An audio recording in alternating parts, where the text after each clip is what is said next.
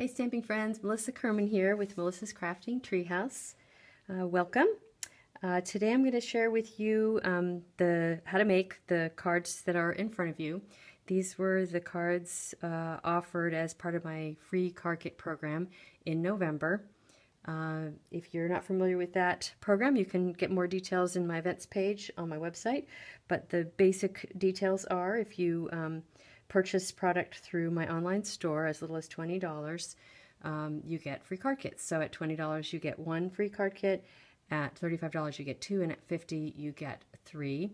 And during the months of November and December I've actually doubled that benefit, so that makes it extra fun and you get more things. So through the kit program you get the consumables, nothing is stamped, and I'll show you that as we go. So we're going to actually start with this card, which of course it looks like more than one card, because those who got kits actually got some variety. So this is a designer paper, so people got a mix of different designer papers and then also of the card base color. So let's go ahead and put those off to the side. I did want to offer a sort of more masculine feeling one, which is like this one, and then more feminine. My customers who come to my clubs always want the masculine option, so I just try to accommodate, so I'll offer that to you guys too. So for this first kit you're going to get something that looks like this. The designer paper will vary, as I said, the card base will vary, but this is what you're going to start with. And just to make this easy, I've kind of started off giving myself a little jump start to make us move a little more quickly. So these are the two colors that I'm going to use. For this design I used the Peekaboo Peach and the Flirty Flamingo. And when you do participate in the card kit program, you get all the instructions written out for you with a complete supply list. So if you want to recreate the projects just the way I have, you can. So I'm starting with my sponge. I have my handy little handle on there, and I like to focus my color most intensely sort of towards the center of the flower, and then kind of feather my way out so that I have sort of lighter color towards the outside of the flower. And obviously this will vary if you're not using a flower, but so I have another flower over here, so I'm going kind of hard. I'm squishing the sponge together, and then I'm going to kind of fan out. I like to have sort of a little bit of white space sort of towards the center. The highs and lows of color I think are part of what make this an especially fun designer paper to play with, and fun technique with the sponging. So alrighty, so there's my basic look. I'm going to add a little bit of green in here, going a little hard on the edges just because I always think that's kind of nice. It makes it more dramatic. Alright, so now I want to show you this completed sponged piece next to this one, and well, I guess you can't really tell. So anyway, you'll see the difference as I go. So what I'm going to do is next I'm going to take my spritzer bottle, and I'm going to spritz a paper towel so it's just a little bit damp. And then what you find with anything that's embossed, because this is pre-embossed paper, is that the ink will sit on the surface. So I'm going to remove that excess ink that's just sitting on the embossed areas, and you can see it becomes nice and white and crisp. And so I'm going to just go over the whole thing, and you can see it really kind of comes to life as you expose that white again. I think it becomes so pretty. I love this color combination. All right, so there you go. There's the before and the after. Love that. All right, so the next thing I'm going to do is I need to cut my little strips, and I'm basically cutting 1/8-inch strips off the edge. This is 2 inches wide here, so I'm just going to bring it up to the 2-inch mark and make sure it's butt up against that little edge and bring it over just by 1/8 of an inch. I've got a scoring blade and a cutting blade, but I'm using the cutting blade, so I'm just going to push up against that, and that'll make sure it doesn't move. So I'm going to do once, bring it down to the next 1/8 inch mark. Do it a second time. And to the next one.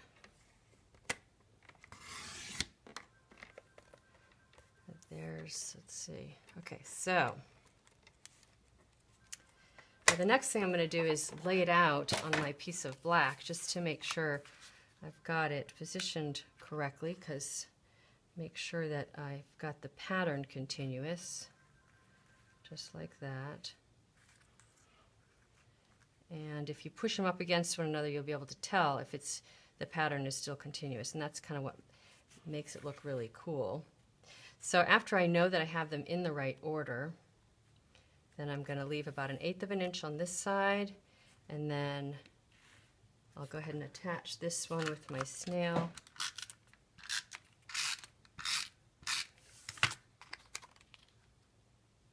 And then for these other strips, because they're so thin, I'm going to use my fine tip glue pen, and instead of putting the glue on the little tiny strip, which is kind of hard to manage, I'm going to just kind of eyeball and do a straight line down my paper, sort of somewhat straight, and then I'm going to place this down on it about 1/16 inch from this larger piece.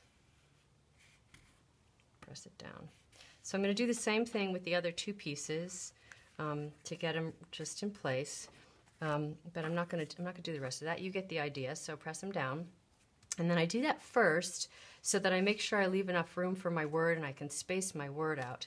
Now the word is stamped with an image from the Watercolor Wings stamp set, that one right there. And I just I inked it up with my Versamark. I'm not going to actually do that, but I pressed, rubbed over with my embossing buddy, which is an anti-static. It makes sure that the embossing powder doesn't stick in places it doesn't belong. And the Versamark is a sticky ink, so the embossing powder will stick to it. And then I use my heat tool to heat it. If you need to know more about heat embossing, just let me know, and I'm happy to fill you in. I'm just trying to move through this sort of quickly. So that's pretty much it for this card. It's really super simple, but you can see there's a lot of variety in how you can do it, and then just a plain white interior for it. All right, so moving along to the next one. For this next card, we're going to do the leaflets, framelets, negative space, sponging and stamping. So what I want to show you first is how I did this effect to begin with. So the first time I did this, I used a mask, and this isn't exactly the same one that I used. Well, actually, it looks like it is. So I used this piece of cardstock, and I just cut out the framelets from that cardstock. You can see the images that I placed out, and it was, and then I placed it down on my piece of paper. So these are the pieces you're going to get with this kit. And so I placed it down on my piece of paper, and then I just sponged. But it was kind of flimsy, and that piece was kind of moving. So I decided I wanted to make something more durable. If you want to make multiples of a given card, it's kind of nice to have something you can use multiple times. So what I did was I created this little frame, pulling back my Stampin' trimmer again, and just kind of lined it up, used my cutting blade, and sort of started before the edge. I left 7/8 inch here and 7/8 here, so I just cut there, and then I turned it around and did the same cut, and then of course turned it and did the same thing on both sides. So I have my little opening, and then I took, where's my little piece? Let's see. This piece right here is actually a piece of cardstock on one side and a piece of art masking tape on the other. You can't really tell, but I glued them together because I really wanted my mask to be sticky and kind of tacked down to the paper, to my work surface rather. So this is a delicately sticky paper, like Post-it note paper, so really handy for this purpose. And I experimented with a lot of different methods for making this this mask, and this was what I liked the best. So I just cut out my shapes from a piece like this and attach it to here. I'll show you my finished mask. Let's see, where did I put it? There we go. So this one is a well-used and loved mask. My club's made projects with with these, and actually I made a couple of different masks so people would have, it wouldn't be one person using it at a time. But so when you get your kit, you're going to have a mask that looks this, but it will be like this, but it will be clean and brand new. And on the back side is tacky, so you can see it's sort of sticking to the page. I've gotten it started with working with the first color. So we're using 3 colors here. The Delightful Dijon, which I've already done my sponging with. And I'm going to bring my other 2 colors in, Always Artichoke and Rich Razzleberry. And I'm just going to show you how I did the sponging and the rest of the process here. Let's grab a piece of paper. Okay, so you can see it's not super sticky, it's delicately sticky. So now I have to go find where it was because it came off. I'm going to press it down on there. So you'll notice these little delicate spots. When you're sponging, you have to be careful that you don't press this way. I'm going to press towards that so that I don't pull up that little corner and kind of make a mess of my... I'm not doing this in any particular way except for just trying to get some of the... So I've now finished my sponging, and I'm going to go ahead and stamp some images. I'm using a couple of images from the Timeless Textures stamp set. These 2. Love this stamp set. Starting with that, my favorite image in the whole set. And I'm going to just kind of randomly place my images. I'm using full inking, and I do like to sort of vary how I orient the stamp just for fun. All right, and then I'm going to go in with this sort of circular image. I have a friend of mine whose name begins with the letter C. The other day she shared with me that she's been using this as her little special stamp because it looks like a C. I thought that was pretty cool. She's stamping on the back side of her cards. Alrighty. Okay, so all my stamping's done there.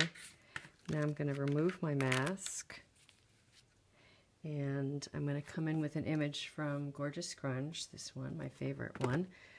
It's the little speckles, and I'm going to stamp off before I stamp on there. Now you don't have to do the speckles, but I kind of like it, sort of fills in the white space, but it's really pretty just the way it is. So that's second inking, third, fourth, fifth. By using that residual ink, you get a lot of variation and depth in your color, which makes it more interesting, I think. Alrighty, all done with that. So there's my focal, all finished.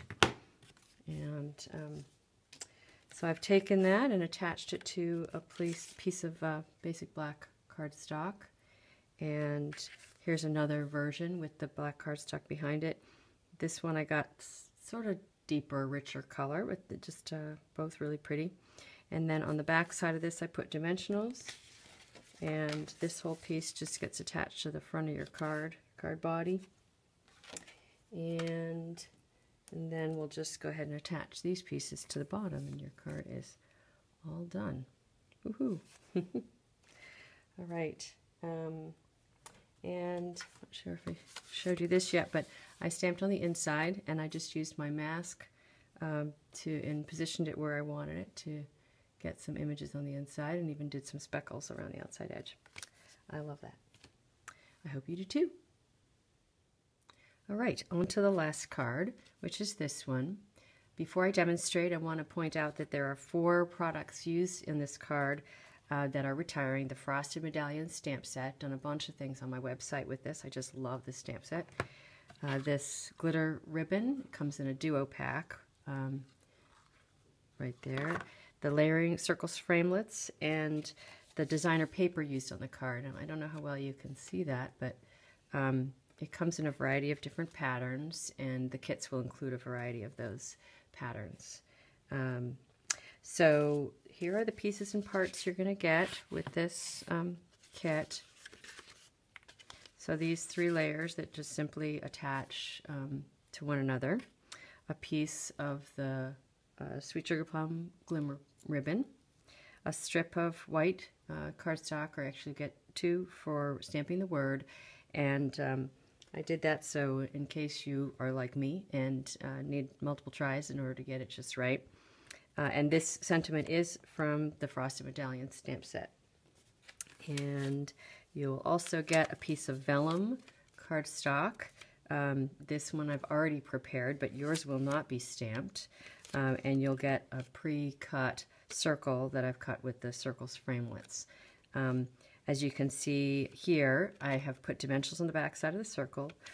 You'll want to do that too. And I have attached the circle to the vellum after it's embossed and stamped with glue dots. For this image, I've done like I did on the first one, where I heat embossed. So I used my embossing buddy over the surface of the vellum cardstock, stamped the image with my Versamark, which is a sticky ink. It is not a glue, but just a sticky ink. And then I poured my embossing powder over the top and heated it with my heat tool. So those are the basic steps for that. If you need more details about heat embossing, let me know, and I'd be happy to answer any questions that you might have.